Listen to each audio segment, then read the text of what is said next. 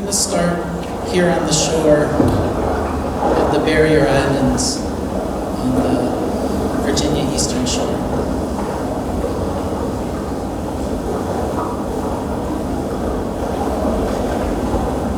We're listening to the sound of erosion. On the bank, the waves are lapping against the mud, and we can hear the water interacting with the shore, hear the material of it, and we hear the grass in the wind. So these are the forces of erosion and the shore resisting that erosion.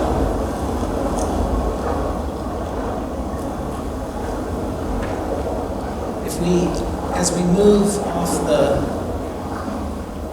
to the edge of the shore, closer to the mud,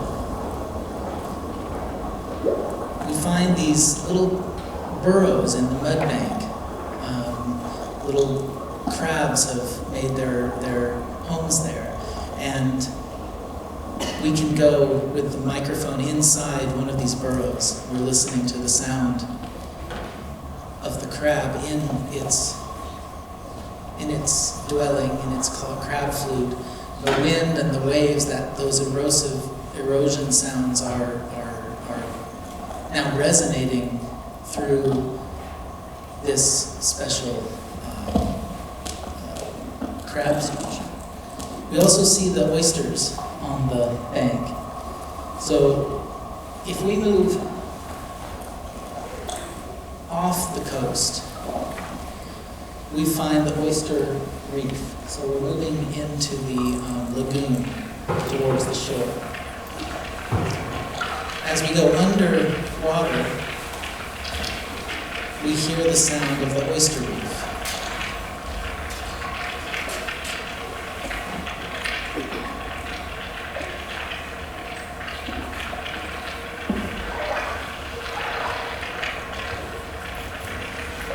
All the animals that make their home on the reef.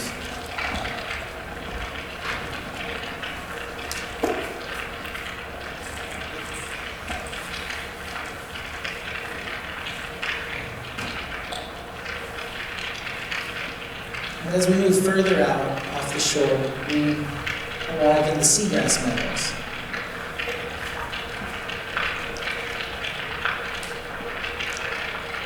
And we can hear the sounds of the seagrass meadow as they emit bubbles of oxygen, this kind of hissing sound.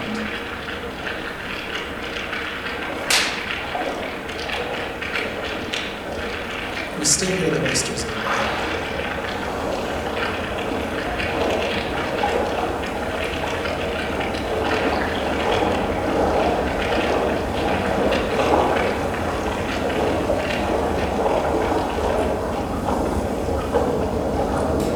If we zoom back out,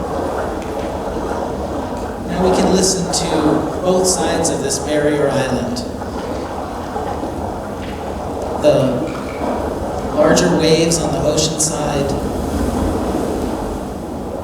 and the lapping on the inside.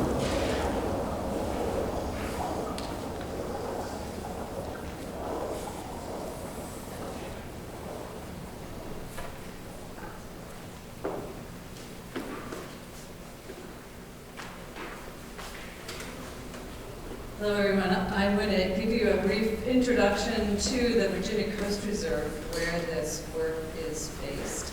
It's a long-term ecological research site. It's been funded by the National Science Foundation for 40 years. And what we do is we're a team of researchers that study the marshes and the lagoons, the oyster reefs, the Barrier Islands, to understand how they're changing over time and to use that knowledge to predict how they may change in the future. And we've been doing this for 40 years now, as I mentioned. So I'm going to give you a brief tour, a bird's eye view of the Virginia Coast Reserve. And similar to what Matthew just did, we're leaving from the mainland out through these really vast marshlands And these marshes are really important in protecting coastal communities. They absorb flooding waters, they buffer the energy of waves, they support a number of commercially important fisheries, and are important in terms of biodiversity.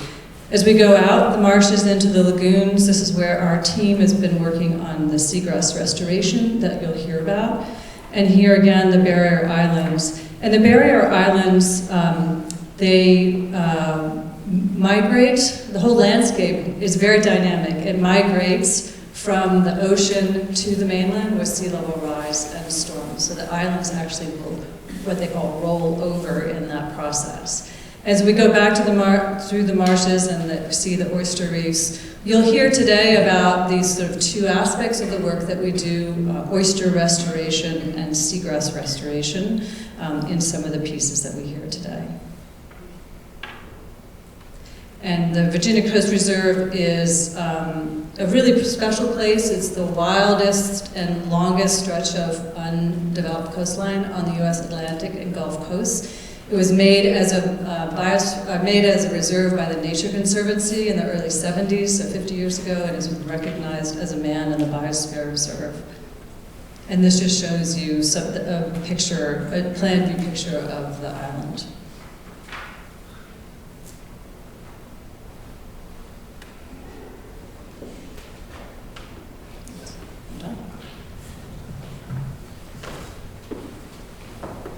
So the Coastal Conservatory was founded in 2017 to connect sciences and humanities and arts toward integrative understanding of coastal change. Faculty in music and environmental humanities partner with scientists from the Virginia Coast Reserve.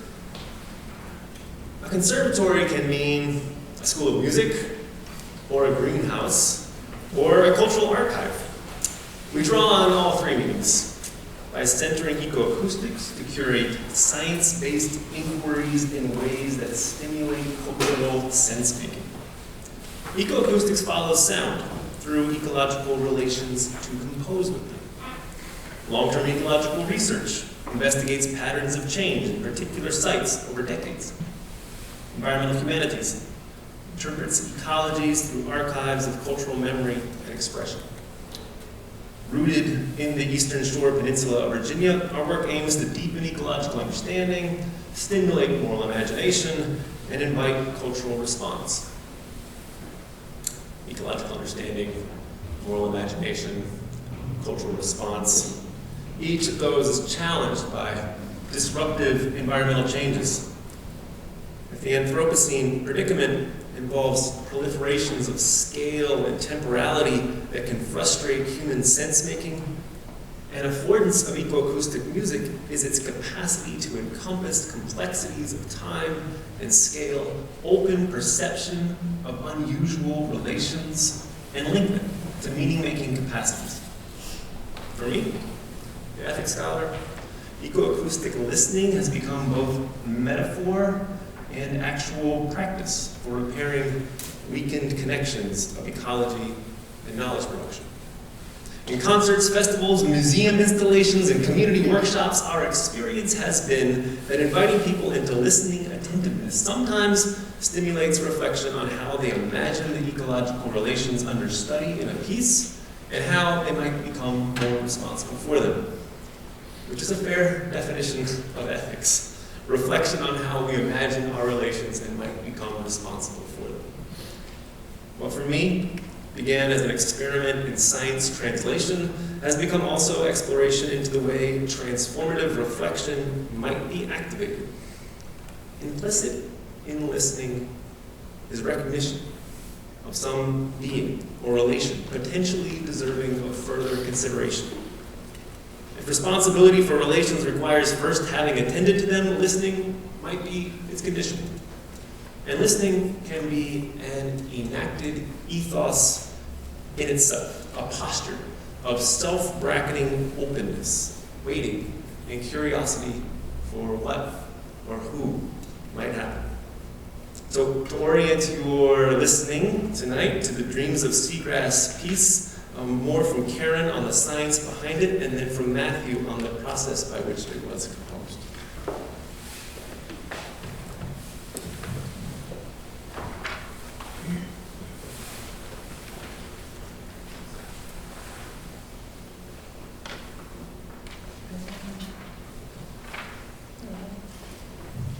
So I'm going to be talking to you about a very large seagrass restoration program. I have been working on this for the last almost 25 years now.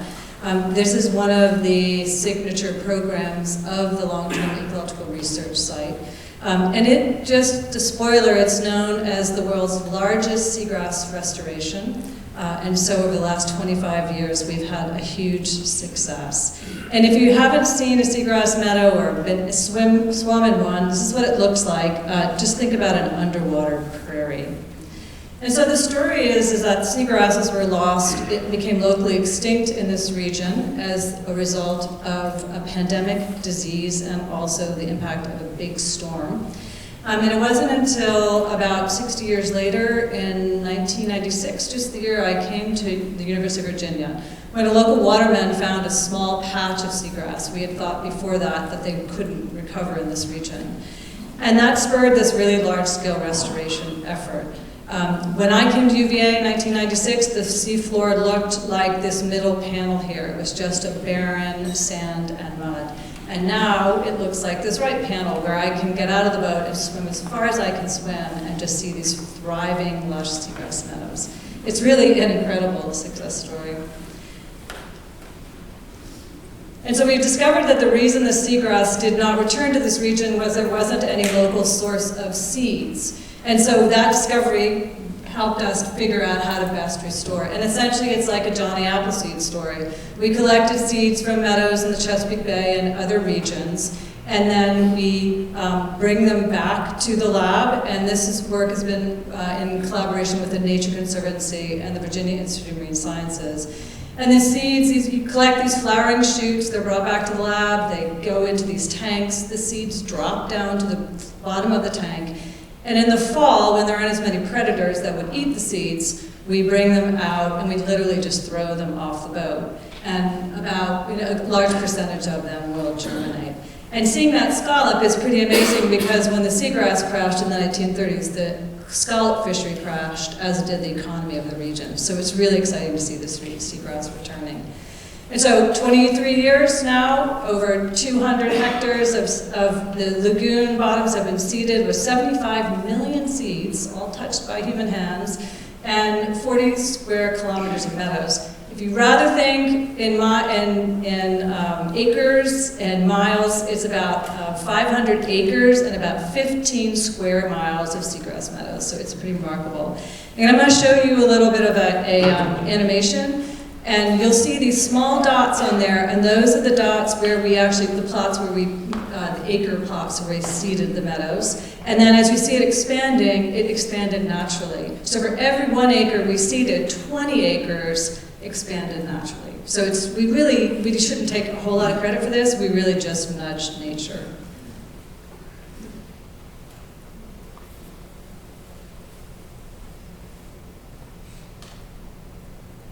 Pretty amazing, isn't it?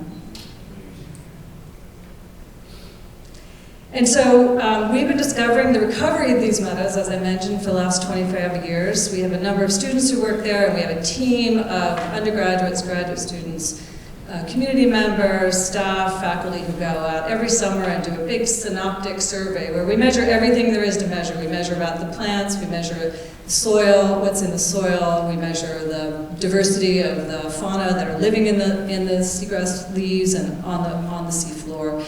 And we've shown how the seagrasses increase fish diversity and abundance. We've shown how seagrasses are really important in improving water quality, taking nitrogen out of the water that would otherwise promote algal blooms. And we've shown how seagrasses take carbon dioxide out of the atmosphere and sequester it in the soils for decades and even centuries. We have found seagrass carbon way deep in the soil that is from the 1600s, so for a really long time.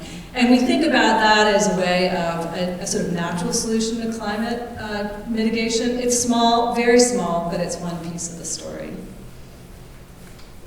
Matthew, I'll pass it to you.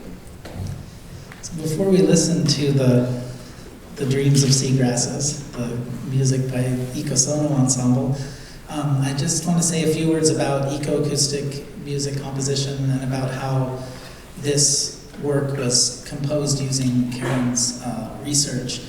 So eco-acoustic music offers a methodology for sonic engagement between the human being and the environment. It's not about the use of the environment as a material for human music. And it's also not about erasing the human body and mind to protect the environment. The music rather decenters traditional human structures of sound in order to create a space for meaning to arise from the natural world. This happens through a methodology that uses technology to open our perceptions to processes in the world we otherwise cannot hear. Like a microscope or a telescope, the microphone and the computer allow us to use our senses to perceive things that we cannot perceive otherwise. With the microphone, we can zoom in on the micro or zoom out on the macro structures of sound in the environment, sounds that we couldn't hear. And with specialized microphones, we can also access sound that is not even in the range of human hearing. And we can open up these mysterious worlds of vibration to human perception. With the computer, we can synthesize energy systems in the environment, such as light, gravity, chemistry, and we can listen to them as sound. Mediating the environment this way dislocates our perception. Ecoacoustics undoes human listening with technology in order to allow us to listen in a manner that is not so self-centered, inclusive of other beings, as Willis will talk about later. It offers a way of coming into personal alignment with the environment through conceptual, imaginative, and embodied being. Enacted by rituals of human nature sound interaction, ecoacoustic music allows us to interact with profound and fundamental systems of the world, systems that include us but are much bigger than us. We humans and all life are consequences of the environmental conditions. We change the atmosphere, we all die. Change the biosphere, we all die. Change the geosphere, we die. Change the biosphere, we die. Change the hydrosphere. We live by the grace of the planet that supports us, and ecoacoustics lets us access that profound, we might even say, in this context, sacred relationship through music. Environmental science gives the music access to structures that we can implement as music theory. So in Dreams of Seagrasses, we hear the chemistry of the seagrass tissue, their carbon and nitrogen levels over a 7-year period. 7 years of data collected by Karen and the scientists to turn into sound. Mapping the carbon and nitrogen into sound incredibly creates a distinct harmonic motion and rhythmic pulsing that underlies the song.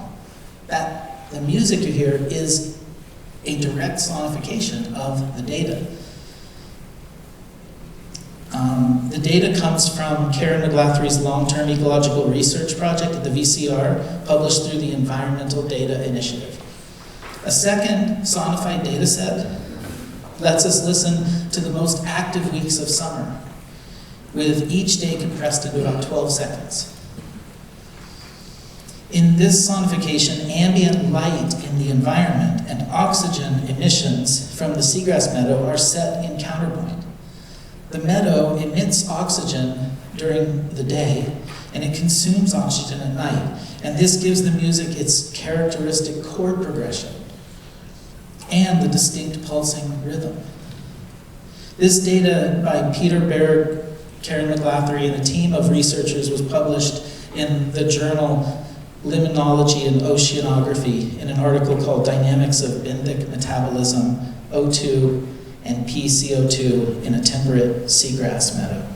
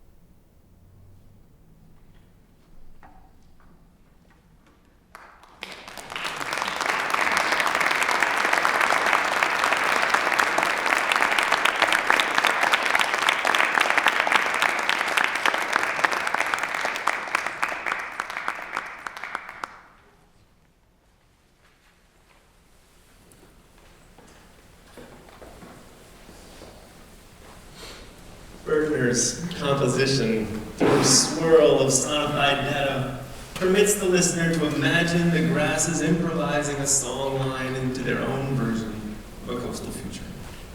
Each note of that song line is dependent on temperature, staying under a certain threshold, and on the barrier islands, withstanding overwash from the next big storm, their dream, never vulnerable to the next catastrophe. On each respiration, the dream is also a source of resilience. I read to you there from the liner notes I wrote for the album in which Dreams of Seagrass appears. One of the challenges to projects that cross arts, sciences, and humanities is to develop research products, as universities call them, that genuinely integrate ways of knowing, different ways of knowing. I do not anticipate that liner notes would be a venue in which I write environmental ethics, but of course, an album would be an appropriate product from this exchange of disciplines. You have already been told how Dreams of Seagrass expresses a measurement of metabolic activity responsive to daily sunlight over a 2-month period, along with separate data on the chemical composition of the grass changing over 7 years of growth. Even if we cannot parse that data by first hearing, we can perceive that this meadow is pulsatingly alive to its world. The restoration project is not only a story of humans replanting, this piece invites us to consider the grass's reworlding, maybe enrolling humans in seagrass dreams for the lagoon. That might strike as odd. Plants having dreams and making worlds, applying to plants concepts through which we articulate human relations, responsibilities, and agency, persons, politics. It can sound awkward. It maybe only works analogically, but just so. Through creative attention to plants, concepts that have been narrowed in human exceptionalism might be opened and pluralized. From across the academy, there are murmurs of discontent about the modern prohibition on anthropomorphizing. If it cleared some unhelpful superstitions, it has enabled an obscurantist cloud of new ones. Maybe other animals don't feel pain. Maybe they don't suffer. Could other beings have intelligence? Do they play? Do they value? Do they dream? When the botanist and philosopher Matthew Hall asked himself how to conceptualize plants' ways of being, it led him to write the book, Plants as Persons, naming a mode of respect beyond resource for beings so different and yet so reciprocally involved in making the worlds we share. Note, Hall thinks a particularly good way to relate to plants is through restoring their habitats, because it involves, he writes, active dialogue in which their voices come first. A successful restoration requires creating ways to listen to what seagrass want. When the philosopher Emanuele Coccia opened a dialogue with plants, he found it spurred him to rethink cosmology. The life of plants, he writes, is a cosmogony in action, the constant genesis of our cosmos. In that piece, you heard expressed how in the waters between lagoon soil and surface atmosphere, shallowing and deepening twice daily with the tides, seagrass roots and respiration connect earth, sea, and sky, and thereby renegotiate the world being made by our carbon emissions. Restoration depends on memory. For a species or a community to come back, the possibilities of its relations must be held somewhere. Ecologists sometimes call this biological memory. It could refer to dormant tree seeds representing a potential forest. For oysters, one component of memory is held in how larvae navigate to potential reef substrates. The polyphony of a healthy reef, it turns out, attracts oyster larvae which carry a memory of how a promising reef sounds. Reef restoration is one component of resilient strategies on the eastern shore, for they dampen storm waves and over generations build themselves up, rising with the sea. The lyrics for the next piece include the line, "A reef is a shell for the coast." Made from calcium carbonate, oyster shells also draw carbon, sequestering it. At scale, oyster reefs interact with planetary atmospheres. Regional restoration efforts thus participate in work toward climate restoration, as oyster reefs draw out some of our pollution. And as they protect marsh, oyster reefs help protect other blue carbon sinks. Shells hold atmosphere, as the lyric puts it. Respect is owed to oyster reefs and composing futures with them. In this piece, as musicians play oyster shells, the performance quotes from part of the relational process that led to its composition. During a conservatory field trip to a barrier island, Matthew set a hydrophone below apparently quiet waters to hear that surprising din of a healthy oyster reef. Matthew wanted a field recording for this piece, but not by simple extraction. With the headphones set in the midst of a semicircle of oyster shells arranged at water's edge a few feet from the living reef, we approached, one by one, knelt in the sand, listened for a while, and then played the shells through our hands, offering a percussive response back to the reef. Playing music back to oysters can feel weird.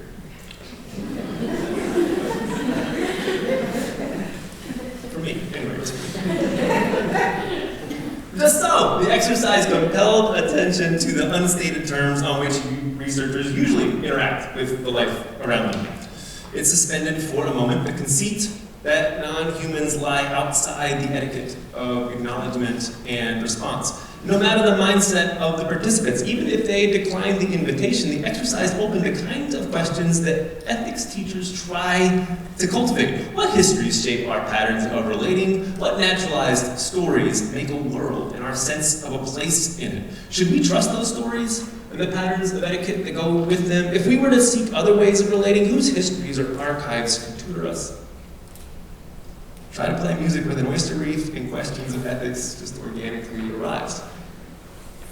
From dreams of seagrass to oyster communion, this is music that arises from disciplined scientific inquiry, from literal listening and field recording, and from figurative listening to the world seagrass and oysters propose to make with us. The performance then is a kind of response, an analogy for the moral and political world of the moral and political work of co-worlding in fitting respect.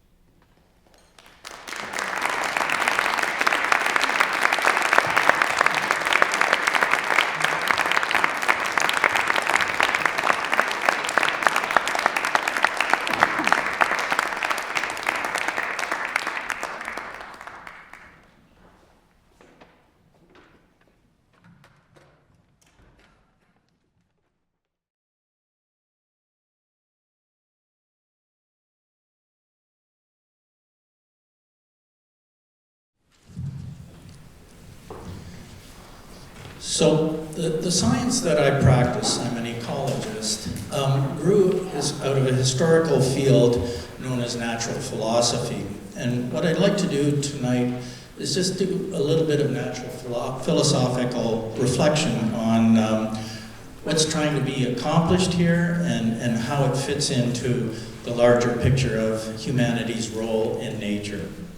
So this is all about restoration, and classically restoration is about rehabilitating a place that's once valued, right? It's an environmental state that is often motivated by, or achieving an environmental state that's often motivated by an aesthetic view of nature, the biophysical features or the species composition, to recreate that desired ecological outcome of an ecological state. It's sort of akin to recreating or restoring a picture to what it once was, where all the pieces are fittingly put back together. It embodies a very static view of nature. But as an ecologist and a natural philosopher, if you will, I understand that within that state is also a palpable energy or dynamism. Okay? Aldo Leopold, the father or one of the founders of environmental ethics, stated in his essay, or captured it in his classic essay, Land Ethic. It's like a fountain of energy flowing through a circuit of soils, plants, and animals that sustains nature. And that dynamism isn't captured in classical views of the aesthetic restoration endpoint. And yet, it's hard to see that dynamism, right? If we're just looking at a beautiful scenery, as we have seen in some of these pictures, it's hard to see that dynamism. And so, just looking at soils or looking at plants or maybe sometimes looking at animals, you see some dynamism, but often you don't see that dynamism. So the real game changer, and what's being presented here is a game changer, is the use of sensing tools, right? Going into nature and recording what nature does through sound or sort of energetic measurements. And it captures sort of that dynamism, especially the sounds. It captures the sounds of the living beings and their biophysical surroundings, and we call this soundscapes. And there's a whole science of soundscapes now. So listening to all of those sounds together, if you were to take a recording and go into a forest, for example, and record all of the sounds that you hear, it would be a cacophony, really. It would just be a crazy mix of sounds. So the value of taking sonic recordings, though, is that you can translate them mathematically into sonograms and really analyze the harmony in all of those recordings and distill out the harmony from the cacophony. So that when we creatively play those recordings with an accompanying musical score, we produce a philharmony, if you will, that can be quite sacred and even awe-inspiring and inspiring wonder. But there's more. So appreciating that the energy or dynamism comes from the movements and the interactions and the communications among the organisms and their environment, it forces you to hear that energy so you can sit and hear it and feel it. It's the life forces that are hidden in plain sight that this whole exercise here brings out. And it's quite evocative. It is something that isn't captured by our aesthetic view of restoration. And it makes you realize that organisms are living creatures that are striving to fulfill their biological natures as evolved through their life. And they are each, in the words of environmental philosopher Paul Taylor, teleological centers of life. It makes you appreciate that they're striving to fulfill their biological natures. So those organisms, in order to do that, are all sentient creatures. They're sensing, they're communicating and responding to each other in their environment. And so a philharmonic soundscape, like we're seeing here tonight, helps us develop a stronger kinship with the non-human species with which we share the planet. And the cacophony that you hear in the unfiltered soundscapes makes you appreciate that there's a vast number of species that we share the planet with. So linking soundscapes with instrumental music lets you imagine nature as an orchestra, in which the species play together in balance to produce a grand harmony. This certainly evokes a pleasing sense that we're somehow integral parts of a bigger whole. That is, one might imagine that all species, like the instruments, fit together and play together as a symphony orchestra according to their signed musical scores, and that is their biological roles in nature. But my view of nature is a little bit different than that, because it's derived from my own research. I've come to realize that nature is more akin to a jazz ensemble, where there is no set musical score, and it's just, instead, species are reacting and responding to one another, and changing the music as they go along. So it would be interesting also to sort of try and apply jazz music to these kinds of soundscapes that we're hearing tonight. And so finally, I just want to, sort of leave with some food for thought. Like all species, we humans also create soundscapes through our movements, our interactions and communications with one another. But the bigger soundscape comes by creating our built infrastructure and our technology. And that soundscape can clash with species, often in interfering ways, altering the way that the species can fulfill their biological roles, and ultimately changing that fountain of energy flow. We've learned scientifically through deliberate manipulative experiments that change the human soundscape and create that change in nature, as well as sort of fate, where during the COVID lockdown, we've also seen life change the way it responds to human-built infrastructure and technology. So given this kind of impact, perhaps ultimately the value of linking the humanities and sciences by setting soundscapes to music is that it could help us think differently about what we do to the environment, and in turn use the sonograms that we produce to find new ways to restore nature in such a way that the human-built sonoscape better harmonizes with the soundscapes of nature, to really truly create a human nature philharmonic, if you will. Thank you.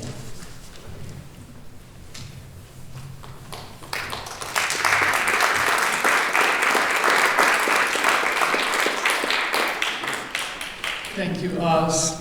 Eloquent, as was this music, as is this incredible triad who have come to visit, to bring their talents, their energy, their collaboration.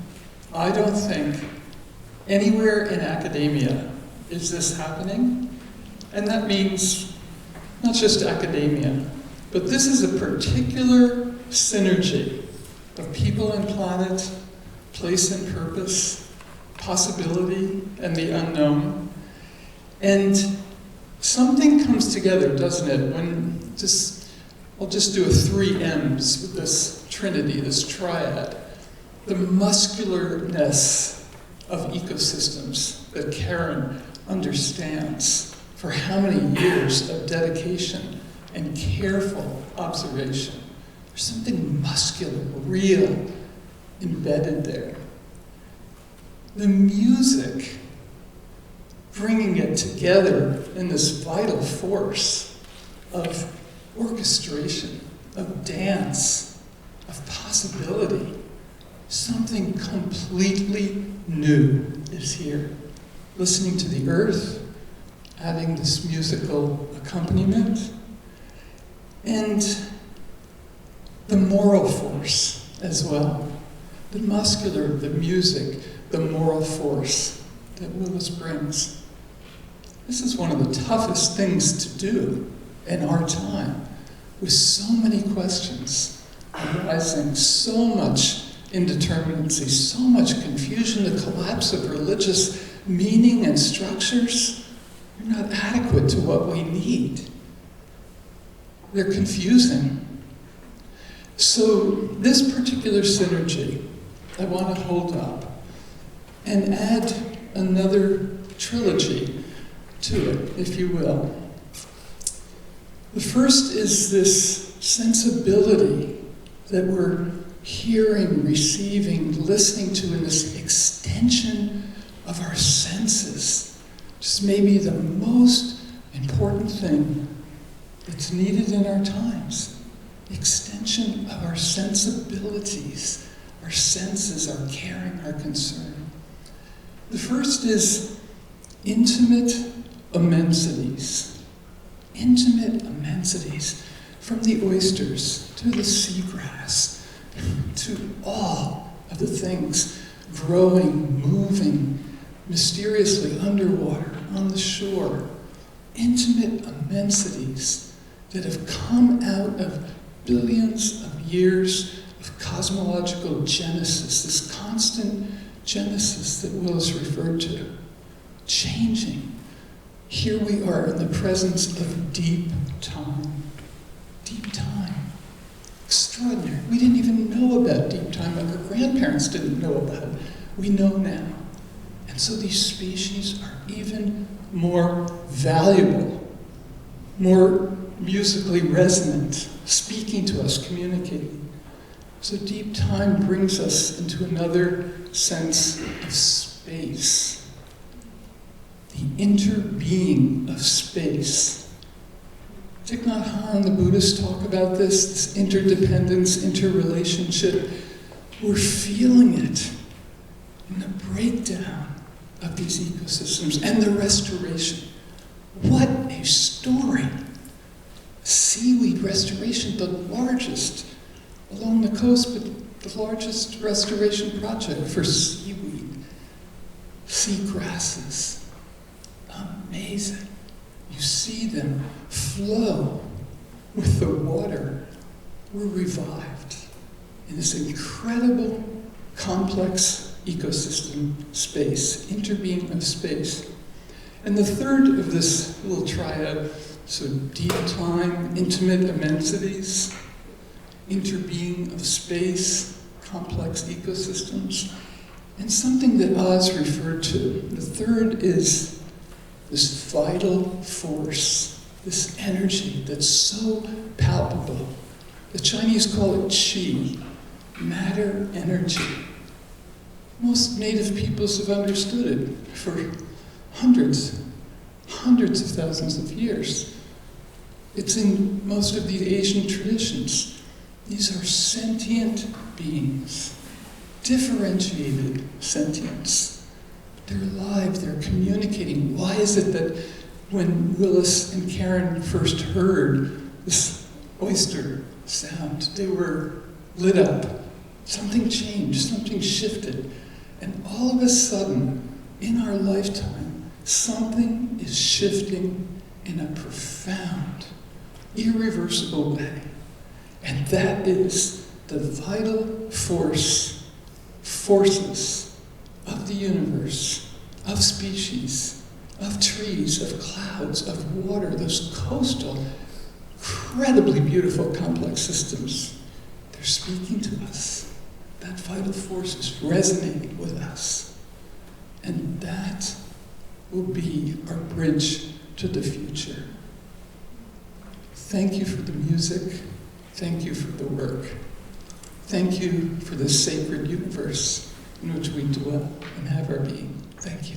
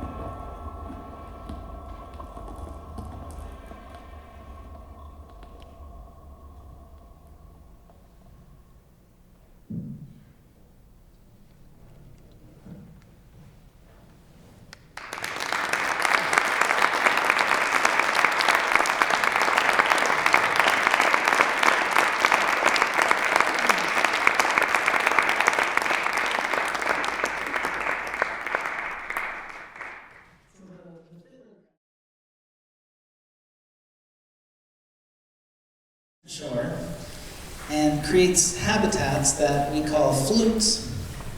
Like musical instruments, these flutes resonate as a closed tube when air is blown across the opening. By placing a tiny microphone inside these crab flutes, we can listen to the sounds of the world, mostly the wind and the sea, resonating inside this little cavern. If you listen carefully in the crab flute's field recording in the background, you can hear the crab moving around inside. Each burrow is uniquely shaped,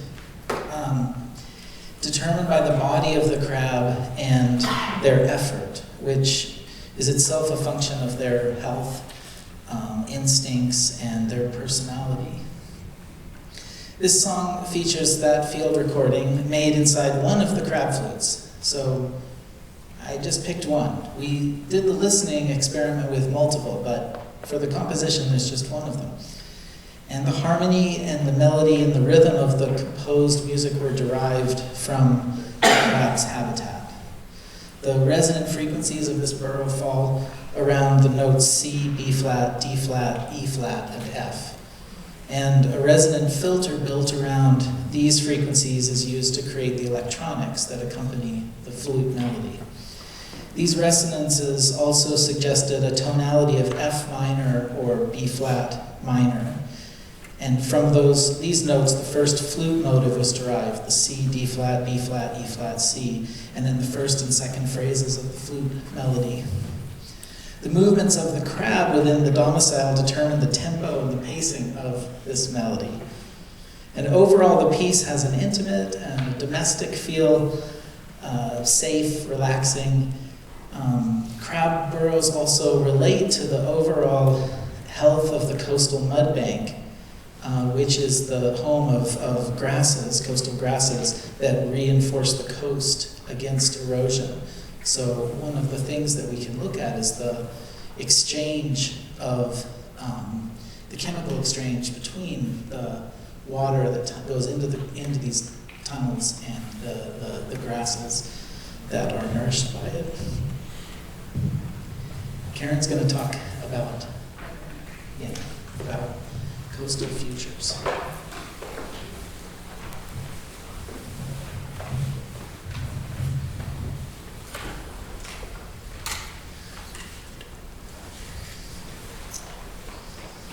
So Oz talked about dynamics. These are incredibly dynamic landscapes. They're constantly on the move. The sands are shifting from one place to another. You can go out one year and it looks one way, you go out another year and it looks different. You can see this here in this photograph. This is a picture of one of the barrier islands with the marshes behind it and the lagoons in the mainland. And you can see how storm has caused sand to wash over the island. Eventually that process over millennia will cause those islands to march towards the mainland. And the lagoons are marching towards the mainland, and the marshes are marching towards the mainland.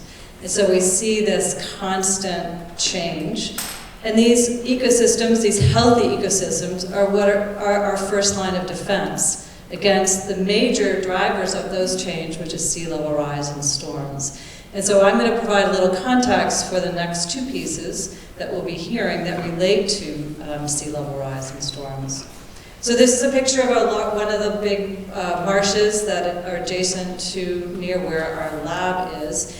And these marshes need to grow up, they need to grow vertically, they need to capture sand in order to keep pace with sea level rise, otherwise they'll drown. And they need to migrate inland. And they've been doing this for millennia. This is a very natural process. So why are we worried about it now? We're worried about it now because sea level rise rates are accelerating. Storms are also becoming more frequent and more intense and are causing erosion along where the marsh meets the sea. And if these marshes can't keep pace with sea level rise, they will drown. We heard about oyster restoration. Oysters line the edges of the marshes, they buffer wave energy, they provide habitat, as we mentioned. They're also changing constantly. Oysters were lost by disease also in that time in the 1970s and are beginning to return. This is a natural oyster reef. We're working with different ways to restore reefs, to design reefs in ways that best buffer the coastline and provide habitat and biodiversity. And there's many ways you can do it. These are what are called oyster castles. They're made out of concrete, and they're like Lego blocks. And you can configure them in many different ways. You can make them tall or wide or different rows of them, and that's what you see here. The picture on the left shows you how well that physical structure buffers that wave energy and prevents erosion of the adjacent marsh. And on the right you can see, this is just 2 years after those concrete blocks were put out. So they very quickly get established with a thriving, healthy oyster reef. Oysters. This is a picture of what you see often along the coast. These are what we call ghost forests. These are areas where the marsh has naturally migrated inland because of sea level rise. And the saltwater intrusion causes the dieback of these forests. In this case, these are pine forests, and they can no longer regenerate.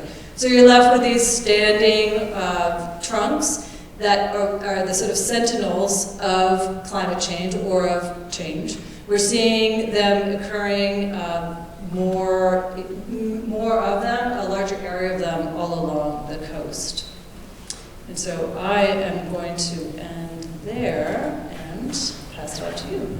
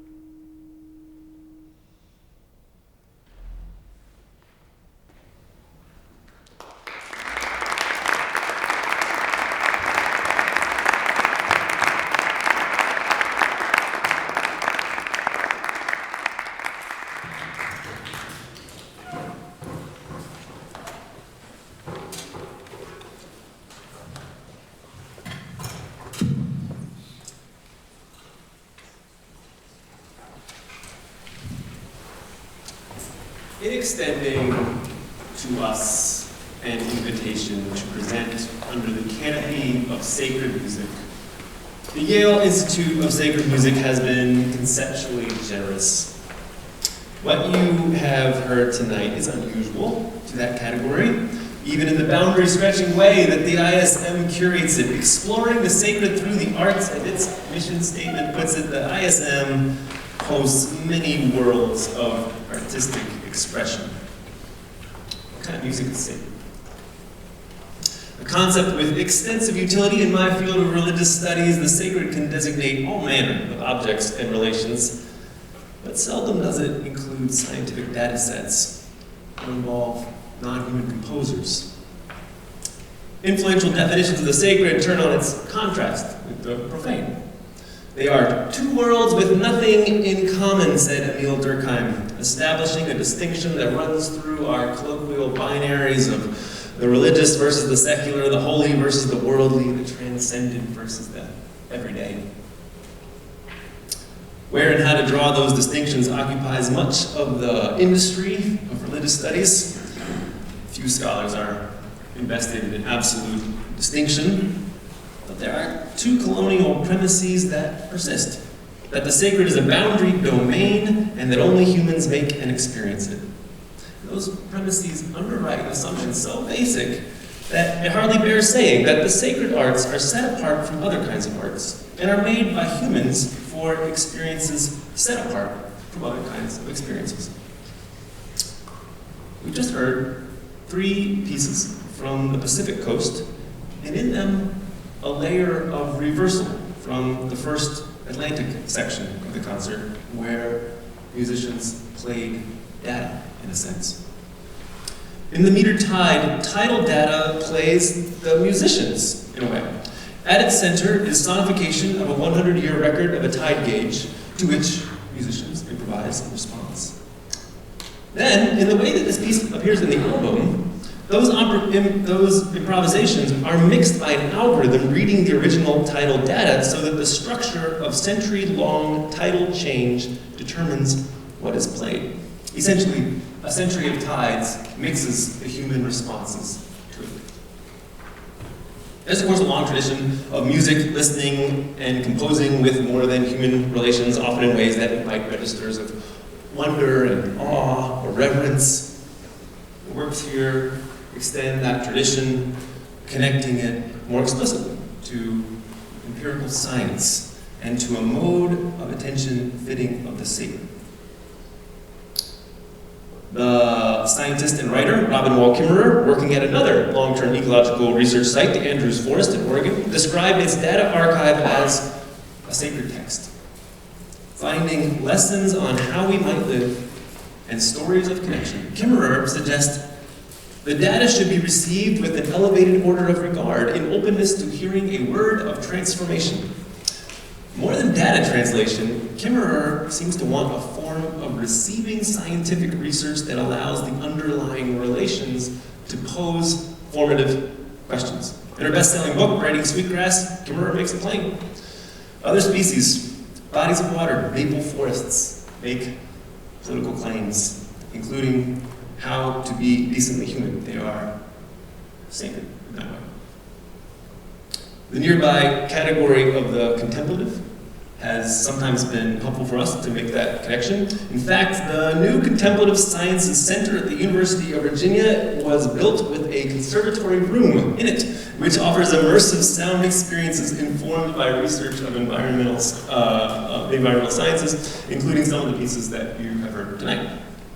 So in the way we frame it, contemplative regard can facilitate integration of those multiple ways of knowing. The forest ecologist David Haskell reflects on the forest mandala method of his book, The Forest Unseen, by writing, acts of ecological meditation might reveal truths that complement those of scientific experimentation. Designing meditation into the research practice, he argues, can connect the sciences with the cognitive processes underlying moral imagination. He writes of a contemplative engagement within life's community that may offer a bridge between science and ethics. That is not to baptize science as a skeptical theologian might chafe, or to deduce ought from is as philosophers might worry. It opens interpretive formation of ethical claims that draw on scientific understandings of the beings and processes already at work on our imagination. Listening to the science that way may shape self-understanding of the relations to which we belong and in which we're mutually accountable. Designing unusual arts of attentiveness are, I think, especially important to people who have been made into moderns. Folks induced to suppose that only humans have a world, or intelligence, or agency, or worth. In composing with an oyster reef, and letting the tidal data play the musicians, there is serious play. We're permitted to suspend our disbelief in the more than human world, invited to bracket it just for the space of a performance, the premise that only humans make worlds or do politics. That notion of the contemplative, with its potential for connecting scientific information with cultural meaning-making, explains why our public events, including this one, involve audience reflection. In your program, there's a blank card. The final piece of this program ends in silence. We invite you to pay attention to the thoughts or the emotions that arise from you. That might inform the conversation that we're inviting at the end. If you like, leave the cards for us to collect. We always read them, and they inform future iterations of these pieces and commissions of new pieces that we do, so that the engaged listening that you've been doing always informs future receptions. The last piece on the program debuted last year at the Eastern Shore Community College. After listening to it and sitting through the silence at the end, the first two participants volunteered, unprompted by me, that although they don't go to church, they imagine this is what it should feel like. They were saying, I take it, that for them, this was sacred music. They were responding to how the composer Christian Haig designed the affect of this piece, and I think also to the bird at its heart. The composition expresses the secretive and playful way salt marsh sparrow inhabits the places by which it takes its name. In its expression of marsh through habit and song, salt marsh sparrow embodies relations to place that, when caught in music, we might recognize as sacred, especially when we know that they are imperiled. The piece is structured by data projecting that salt marsh sparrow will go extinct by 2050.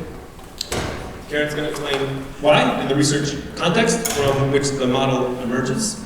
We invite you to take in the science on its own terms, then listen to the piece in contemplative openness, and notice what your mind doesn't.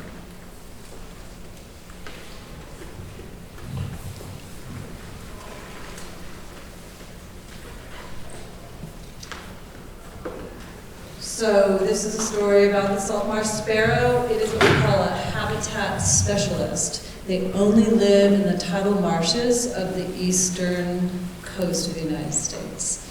And they are caught between rising seas and upland or mainland that might not allow those marshes to migrate inland. It's what we call a coastal squeeze from both sides.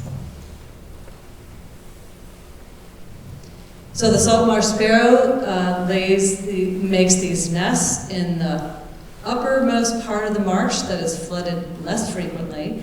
You can see the nests here in the middle, and you can see the fledglings there. And these nests are being imperiled because of sea level rise.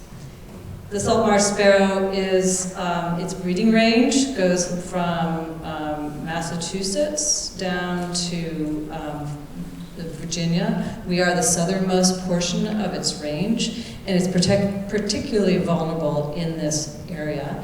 And we're already seeing that populations are beginning to decline. And so why is this? One reason, as I mentioned, is because of the loss of the marsh habitat. With accelerated sea level rise, if these marshes are not able to keep pace, you begin to get more flooding, and you get the pooling of waters, and you can have drowning of the fledglings. So marsh sparrows are laying their nests, making their nests in areas that are increasingly getting flooded. And if there is development or some kind of hard infrastructure that prevents that marsh from migrating inland, that marsh just will begin to drown, as will the sparrows. And so what will their future look like? As Willis mentioned, it's not the same kind of optimistic story we heard about the restoration. This is one of peril. The models that the music is using all project that the salt marsh sparrow will go extinct in this area in the next 10 to 25 years.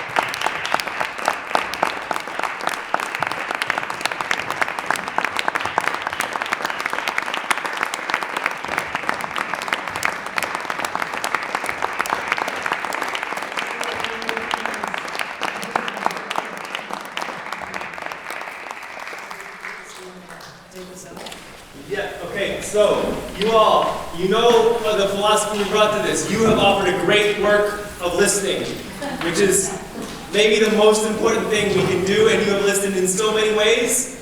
And if you care to stay, we're here to listen to what may have come to mind for you, what reflections you have.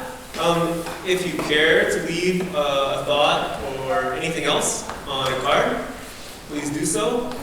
We want to offer especially our thanks to the ISM for hosting us, to Oz and Mary Evelyn for participating in this in a way that I undoubtedly brought together thoughts and reflections for you. So we shifted to a slightly more informal time, but we do, if you are going to leave quietly, because we would love to hear what may be emerging for you. Floor is open.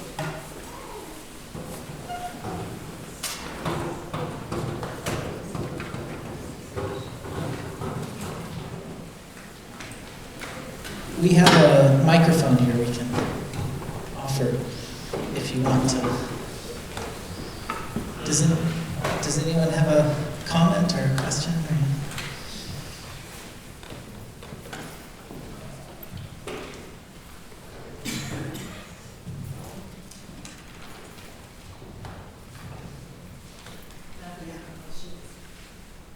Oh, yeah.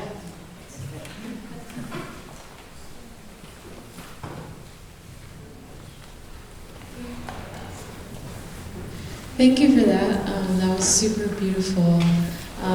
One thing that stood out to me in the beginning was how, like, the rhythm of nature, in contrast to typical music, is just so much more spontaneous and irregular. And it's like a regular irregular, which is really interesting, and I really love that. And another random thought was the word nature. I've been thinking a lot about that because I have been trying to kind of bring the human closer to nature, and I think, like, you know, humans are just animals, they are nature, and so I wonder, like, if maybe the word nature can shift. I don't know, I think in 10 years we won't be using the word nature to describe what we talk about nature as. Kind of like there's human in nature, like there's this line. And the third thing I found, what was it?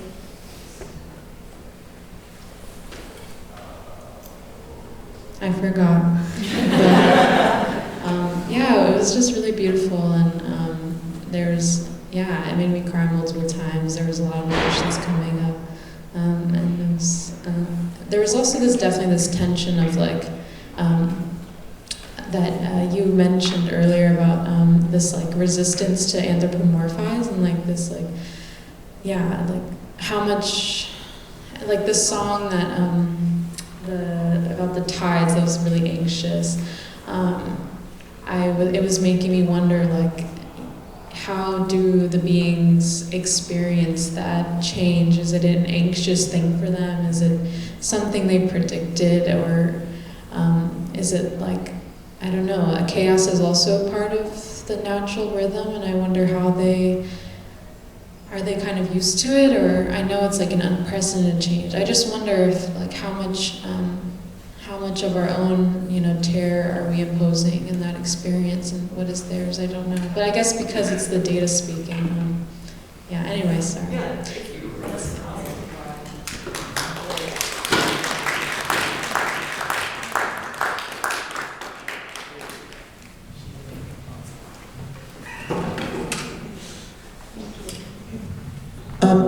Two comments. One is, it's so cool when something's a cool idea and also good music, so thank you.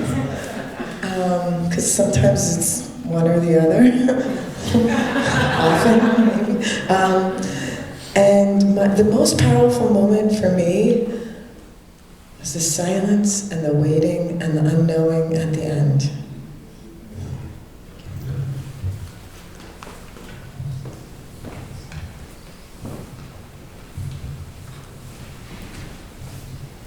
Thank you all very much for dropping your microphone into the small burrow of our existence here. And it gave me a feeling of my movement in this burrow as the relationship to animals in the burrow and the integral character of humans in the soundscape that Oz Schmidt mentioned earlier, the soundscape that we are here, the soundscapes of our world, and how we drop into them and we create our own presence in them. And I felt this was a participatory moment. So when Willis thanked us for our listening, I felt it very seriously. I felt like I was with you in your music making and wordscaping. It was a very meaningful experience tonight. Thank you.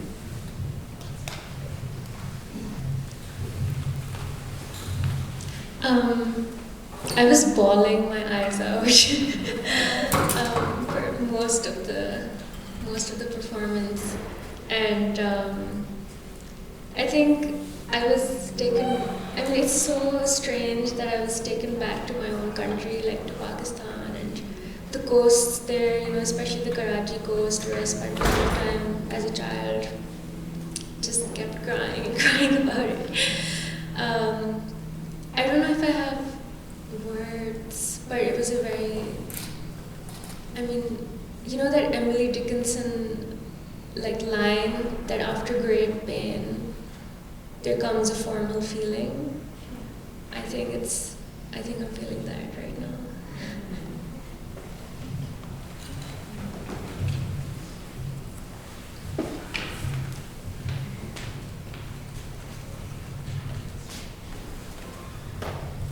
I also want to just echo that statement that I was also weeping during the whole thing. But to go off of what you said, what really stuck out for me was when you talked about biological memory and how it relates to the restoration process. And it just made me think about how in really dismal times that we really have to hold on to the things that have been positive in the past, even if it's not been consistent, and that we need to find that memory of positivity for ourselves, for our lives and our restoration. First, I just want to thank you all for your courage. Doing anything this new, this avant-garde, and interdisciplinary is very brave. The world will not understand you, and that's okay. The ones who do are the ones you want anyway. So thank you. And I just want to tell you, I'm a biologist. I'm a marine biologist for 30 years. I'm also an eco-theologian as well. But the seagrass and the fiddler crab pieces particularly resonated with me because I've been teaching these to students, just as Karen has, for all of these years. And I thought to myself, wow, I wish that I could teach them photosynthesis using this. I wish I could teach them the habitat ecology. And by the way, fiddler crabs was my very first research project as an undergraduate 1,000 years ago. So it really resonated in a very personal way to me. But I thought, wow, wouldn't I love to bring this into the classroom and teach my students this? And then there was a personal piece was in the burrow. I'm sorry, what was the title of that one again? The flute, yeah, the flute. I thought to myself, I've been at the edge of the sea with students hundreds of times, and the music expressed what I feel when I'm there, but I could never express it in words the way the music did. And I thought, I want my life, my everyday life, to feel the way I felt when you were playing that flute piece. Because it was so calm, it was so safe, it was home. And I thought, I haven't felt like that in a very, very long time. So, thank you.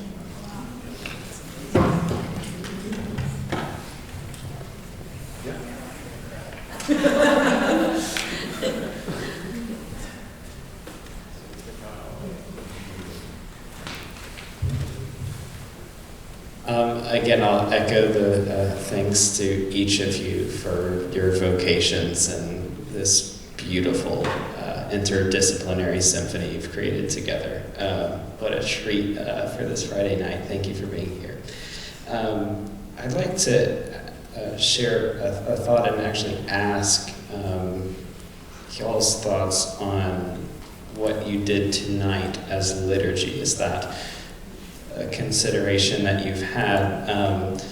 As I interpreted what you did, I thought from the context of my own tradition, this pairing of liturgy with word and sacrament, and thinking about what you're performing as the word of nature as presented through science, kind of capital W word that you're contemplating on, that you chew through prepared silence, silence prepared through musicking, and this interplay of music and silence as almost a contemplative sacrament and attunement to the sacred mystery, and thus sort of this feeling of word and sacrament together, but in an ecumenical, sort of human, and well, non-human, but simply nature-based endeavor of that sort of attunement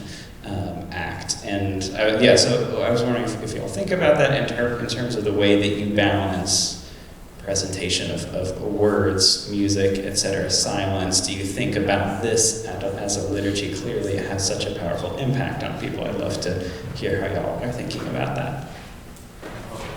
That's a good question. We've never had a liturgical conversation, but maybe we will now. I was going to say, if part of the hope here is that it would spark religious and theological reflection. Thank you.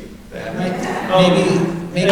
I was going to say, can we take maybe like one more comment, and then we'll move to a maybe more, informal conversation. I would love to follow up with you on that point. Is there one more? Matthew. I was thinking, Matthew. We might Matthew, do you have a reflection? but maybe I think this is a really interesting question to turn to the ensemble if there's something that they want to say about what it's like to play this and be making in this world. I mean, I feel like that's where we're going to find out the insight there. So I don't know if you don't mind me putting you on the spot. Just maybe say something. Well, thank you for coming tonight. And I think it's a privilege that us as a musician get to experience the natural sound and the nature making music and musicking with us. It's a quite special experience for us as well. And we have been playing together for many years, and the natural human connection is also very natural. Now we are using natural today, but so this is like the human connection, the personal feeling towards this earth, the nature. And I'm glad I have a venue to express myself from what I do. So I think I'm very privileged in this case, and thank you. Yes, I'd like to echo my thanks as well. I think this does feel like a very sacred experience every time we play these pieces and intersect with nature in this way, but it never feels as sacred as it does when we share it with an audience and we feel your presence and we feel you here, not just in the pieces but also in the silences, and there's an energy, an untenable energy in the room, and it's just really, it elevates the experience. It feels so much more complete and just very sacred. I really felt it tonight. I did the rest of you, yeah. And so it was really powerful. So I just wanted to thank you for your attentiveness and for your openness in sharing with us, because it makes this experience so special for us. I echo that as well. One of the things that I think in this age of technology, in teaching and dealing with students, I always stress the human connection. And of course, in this music, even though it's not just the human connection that we're thinking about, with regard to the focused listening that needs to take place, you are so open to the world around you and sounds that you're unaccustomed to hearing. And they're no longer scary. I think my students always think that things like this are really scary, and they just kind of tune out. And I think that Matthew and composers have done such a wonderful job in making us listen to things that are larger than ourselves, right? And so anyway, it is a privilege as well to sing and be with this group, and I did feel a particular sacred quality tonight. And I also always tell my students, as we all do, that the room, the people in the room who are not on the stage, change and contribute as well. They change the spirit in the room, and they are a part of the performance. So kudos to you, as Kelly said, for you being here. You helped to make it what you perceived. They don't want to talk.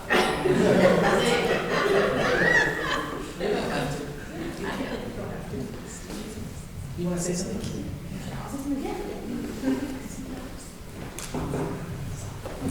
Thank you so much. I just wanted to give a big thank you to Professor Bertner and to the ensemble for letting us join them tonight. So Nate and I are both students here at Yale, and we actually just met everyone a few hours ago. And they were not only incredibly welcoming, but also were such a joy to play with. And I can tell you that playing in this concert tonight, I feel like I was listening in a different way than I do. Even while our goal always when we're performing is to be listening and to be responding to not only the people we're playing with, but to the audience. But I felt that in a different way tonight. So I want to thank everyone. Just one little thing, because I echo the sentiment of like, I was listening in a different way tonight, and that for me connects back to the story that I think I'll take with me probably for the rest of my life about playing music back to the oysters. I just think that's so amazing. And it's a spirit that I want to carry with me. And so thanks for having us.